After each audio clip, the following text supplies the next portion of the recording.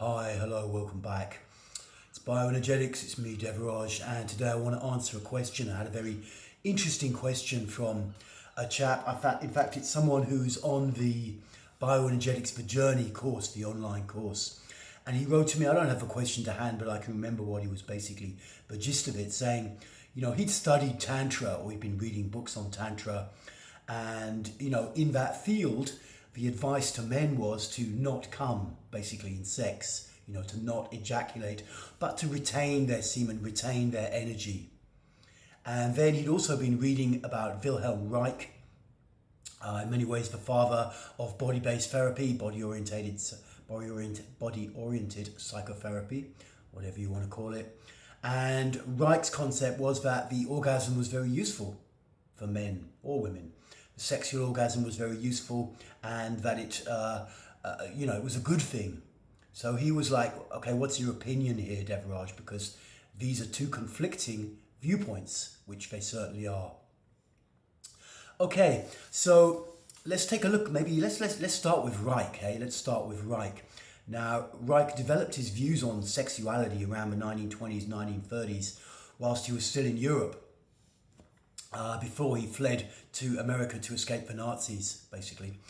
And, his basic theory, which he put out in his famous book, The Function Orgasmus, The Function of the Orgasm, essentially, was that sexual orgasm was a way for the body to completely release excess energy and anxiety that it was holding in it, So, but it wasn't just that any old orgasm would do, essentially. It wasn't just that any old orgasm would do.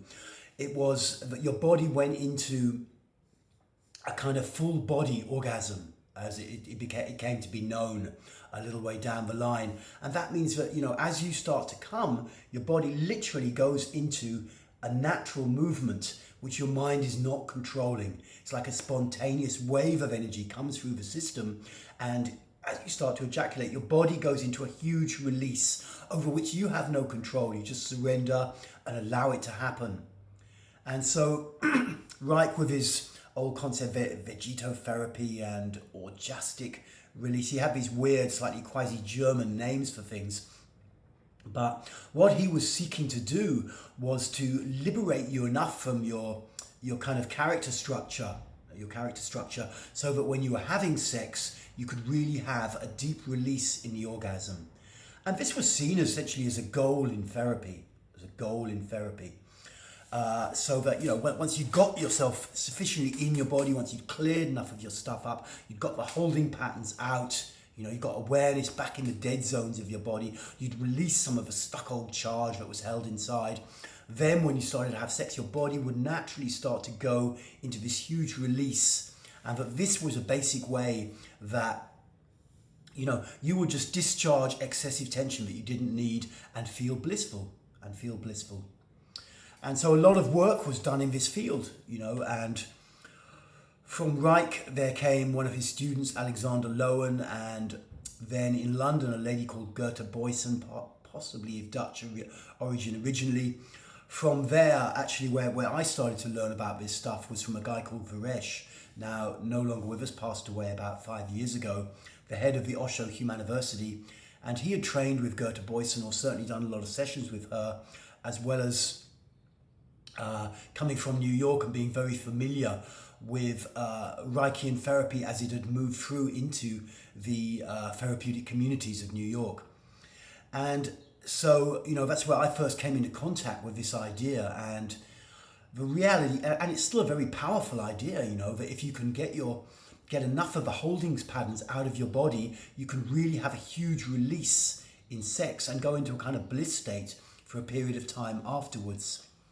But of course, if you haven't got the holding out of your body, if you're still quite rigid, or you're still locked up in your system, you don't get the same level of release when you start to come. It's just out it goes, And so this is an important thing to understand about Wilhelm Reich and his book, The Function of the Orgasm. This is what he's talking about. Maybe in another program in this series, I'll also look at some of Reich's other concepts around sex, which are very interesting, when we consider how sexuality is developed, because in many ways, in some ways, it could have gone very different in society. People started to understand Reich and Lowen, and there were therapists working like this, and a lot of people saying, wow, if we can liberate people's sexuality and liberate their body, society can transform itself through healthy sex. But it didn't really go that way. For whatever reason, socio-political forces, it didn't really go that way. So these days, there's not so many people around who understand about this stuff, who have some connection to this era. Okay, so that's explained a bit, hopefully, what Reich was driving at. The sexual orgasm can be a deep, full-body release, but that you have to work quite hard in body-based therapy before you can get to that. Now let's look a little bit more at Tantra, and also a tradition I'm quite familiar with. My background is with Osho and Varesh and these kinds of teachers who, Osho was probably, the greatest tantric master, or I think one of the Rinpoches, one of his Tibetan lineage masters, said that Osho was the final incarnation of the craziest Tantra master ever. And I think that's pretty accurate. But, regardless of some of the sex guru kind of activity, or that certainly was projected onto him, whether it was true or not, he had an incredible body of knowledge, and he took a very different position in the world to most spiritual masters, and he really put it out and went for it.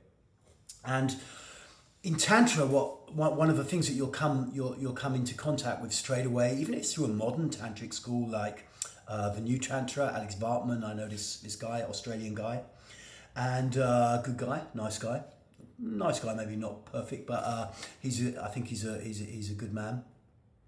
And in many modern tantric schools, what you'll see for men, now this is because now when we're looking at Reich, we're talking about men and women in sex, and when we're getting down to Tantra, where the roles are much more, specific, not quite the right word, but you know what I mean. So the man has a certain role in sex, and the woman has a certain role in sex. And for the woman, orgasm is fine, and the notion is more of a valley orgasm, rather than a peak orgasm, but something that just goes on for a very, very long period of time. And that women can have multiple orgasms. Men can't really do this. Let's get back to where I was. The man in Tantra, often what's understood, or what's a principle, is that you need to stop just releasing your semen. You need to stop just releasing the charge inside and allow it to build. So that... Yeah, sun's coming out. I hope it's not ruining the video. A rare occurrence here in Brighton in winter.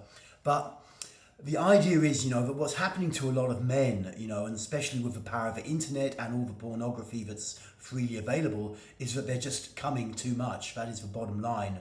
They start getting horny, age 14, 15, maybe a bit earlier. And then there's just this huge ejaculation going on, and they're not making use of their energy. They're just using it. They're just using pornography or sex. They've got sexual partners just to discharge. And so the energy doesn't get to really work inside their body. And the idea is in Tantra is if you withhold ejaculation, then, the energy can work inside your body and start to clear you out. I am personally a little bit more skeptical on this. I'm more on the Reichian side. I'm not in denial of the power of Tantra, and many other aspects of Tantra I find very interesting and fascinating and very, very useful as well. I've got friends who are quite high up in the scene. A cup of tea. Maybe that wasn't very professional, but I don't really agree so much with this. It's also, of course, there's the no-fap movement, particularly in America, against masturbation.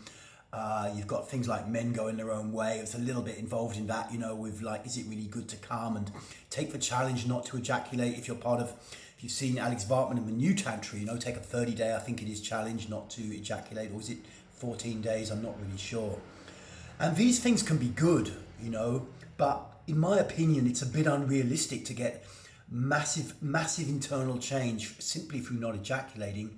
And for some people, it's a bit much. They're horny as fuck. You know, they're not allowed to ejaculate, and it drives them a bit fucking crazy. And then they just need to come, and then they kind of, because they've internalized this idea that it's not okay, they start beating themselves up and this kind of thing. So I don't really, you know, maybe for some people it really works. And I think if you're just hurling your energy out all the time, 4 times a day, this is, you know, you're discharging too much. You're discharging too much, and, you know, you can make use of that energy to a degree. But the Reichian thing is much deeper for me personally, as I understand this stuff. Reich's way with this is much, much deeper. There's no intrinsic problem with sexual orgasm. There's no intrinsic problem with sexual orgasm. Another point I ought to pick up when we discuss this, because anyone who is knowledgeable about Tantra is going to be saying or probably should be, which is that also when you get more inside your body and you're having sex, then you can direct the orgasm internally. You don't need to kind of ejaculate so much, but you can have an orgasm internally in your body without actually ejaculating your seed. You know, so this is another, you know, development which also could be said to come into Reich. I haven't read Reich extensively enough to see if he talks about this. I don't recall him talking about this or writing about it more accurately. But that's another strand to it. But, you know, to sum things up, my personal take on this is do the body work. Do the body work. You know, if you know, and then look when you're having sex, because it also works even if you masturbate, you know.